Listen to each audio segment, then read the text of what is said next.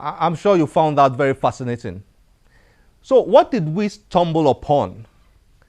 Dr. Wood was kind enough to dig out from the library a 1979 speech given by the late Professor Chinua Achebe, the author of the important book, Things Fall Apart, the same novel that gave the girls the opportunity to showcase their talents.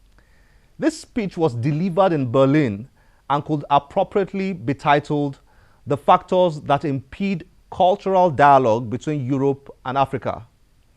This episode is to remind us on why we must cherish our treasures. I wonder how many Nigerians have ever listened to what you are about to hear, or which library in the country is in possession of this speech in their archives. Please listen. My Lord Mayor, ladies and gentlemen, when I was asked in a long cable about 2 weeks ago if I would agree to make an opening statement at this festival, in addition to my participation in Build 79, which I had already accepted, a topic was also proposed to me: the necessity for cultural exchange in a spirit of partnership between North and South. As a rule, I do not agree to speak to prescription. But in this case, the prescription was made with great tact and elegance. And what was more, it coincided almost completely with my own inclinations. Nevertheless, if only to uphold my commitment to freedom of choice, I decided to make a change in the letter of the prescription, if not in its spirit. Therefore, rather than talk about the necessity for cultural exchange, which in any case is self-evident to me, I shall speak about the factors that impede cultural dialogue between North and South. In this case, Europe and Africa. Perhaps I should not conclude this preamble without mentioning that the telex message from Berlin came to me, I might almost say came at me, from three different sources: the Nigerian Airways, the Federal Radio Corporation of Nigeria, and, believe it or not, the Nigerian police. So I received the message 3 times. My reply, however, was never received here. I was to learn this 2 days ago when I arrived in Berlin. Now, that episode itself could be read as a neat parable of the situation I will presently speak about. But first, let me thank, on behalf of my colleagues from Africa and the African diaspora who are participating in the various cultural activities, let us thank our hosts in Berlin for deciding to hold a dialogue with Africa. The relationship between Europe and Africa is very old and very special. The coasts of North Africa and Southern Europe interacted intimately to produce the beginnings of modern European civilization. Later, and much less happily, Europe engaged Africa in the tragic misalliance of the slave trade and colonialism to lay the foundations of modern European and American industrialism. When the poet Seda Senghor sings of Africa joined to Europe by the navel, he may perhaps over-sentimentalize the relationship, purging it through that benign mother-baby imagery of the cruel malignity that often characterizes Africa's experience with Europe. But even so, Senghor is essentially right about the closeness. The topic proposed to me, let me repeat, was the necessity of cultural exchange in a spirit of partnership between North and South. The key word, in my view, is partnership.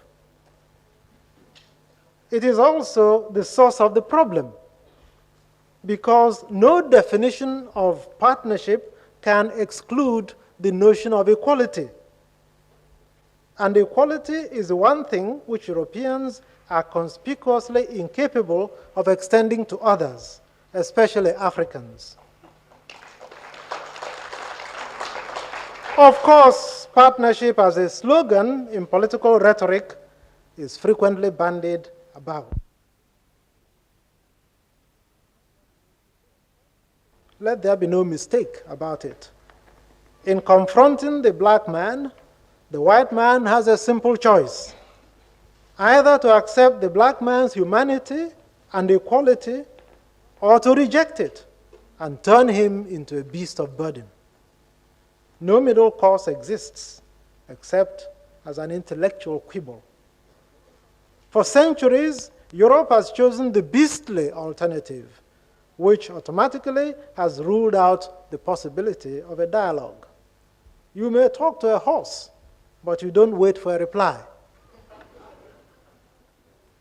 Because of the myths created by the white man to dehumanize the Negro in the course of the last 400 years, myths which have yielded perhaps psychological, certainly economic comfort to Europe, the white man has been talking and never listening, because he imagines he has been talking to a dumb beast. When Wole Soyinka made the now famous attempt to dismiss negritude by pointing out that a tiger does not talk tigritude, Senghor, one of the founders of the movement, made a totally adequate reply, namely that a tiger does not talk. The second evasion of dialogue is the phenomenon of the authentic African, who was created to circumvent the credibility problem of the white correspondent and expert. The mandate here is to look for an African who is as yet unspoiled by Western knowledge. I should like, instead of quoting myself, to quote a distinguished German scholar of African culture, the late Jahn, who has reflected on this matter. I quote, "Only the most highly cultivated person counts as a real European," real in quote. A real African, on the other hand, lives in the bush, goes naked, and tells fairy stories about the crocodile and the elephant. The more primitive, the more really African. But an African who is enlightened and cosmopolitan, who makes political speeches or writes novels, no longer counts as a real African. End of quote. As the pace of change accelerates in Africa, there won't be many authentic Africans around with that wholesome and unquestioning admiration of white people, which was the chief attraction of the bush African. And in any case, a European businessman who is in Africa for profit today isn't going to consult a witch doctor for his opinion on an investment risk. So the uses of the real African have narrowed drastically, which should bring us to the end of the road if the white man were not so ingenious. A few weeks ago, the New York Times Book Review carried in the same issue a laudatory review of V.S. Naipaul's latest novel, A Bend in the River, and also a long interview of Naipaul interspersed with commentary by the American writer and critic Elizabeth Hardwick. I cannot speak about the novel, which I am yet to read. Perhaps it deserves the praise. The interview commentary was a different matter.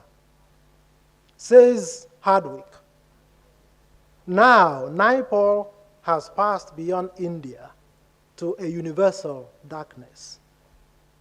Talking to him, reading and reading his work, one cannot but think of Idi Amin, the Ayatollah Khomeini, of the fate of Bhutto. these figures of an improbable and deranging transition come to mind because Naipaul's work is a creative reflection upon a devastating lack of historical preparation, upon the anguish of whole countries and peoples unable to cope. This is almost out of Conrad. Elizabeth Hardwick quotes profusely and with apparent glee and approval from the growing corpus of scornful work which Naipaul has written on Africa, India, and South America. Particularly interesting was his Congo travels in 1965, from which he reports on native people camping in the ruins of civilization, and the bush creeping back as you stood there. Reading Elizabeth Hardwick's interview, an absurd and rather pathetic picture rises from the printed page. An old American lady lapping up like a wide-eyed little girl every drop of pretentious drivel that falls from the lips of this literary guru, who is smart enough to feed his devotee with comforting myths. Her last question, predictably, was, what is the future of Africa? Naipaul's reply, pat and equally predictable, Africa has no future. This new Conrad figure, neither European nor African, will have his day and pass on, leaving the problem of dialogue, which has plagued Afro-European relations for centuries, unsolved, until Europe is ready to concede total African humanity.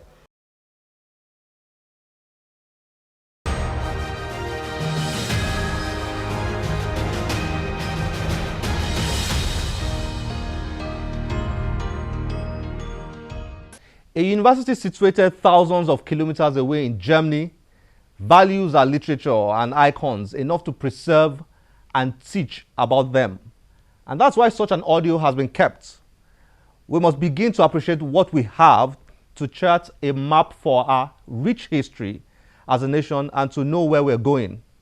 We'll be happy to have you on any of our social media platforms displayed on your screen. My name is Olakunle Kasumo. Remember, one great book can change your life. Bye-bye.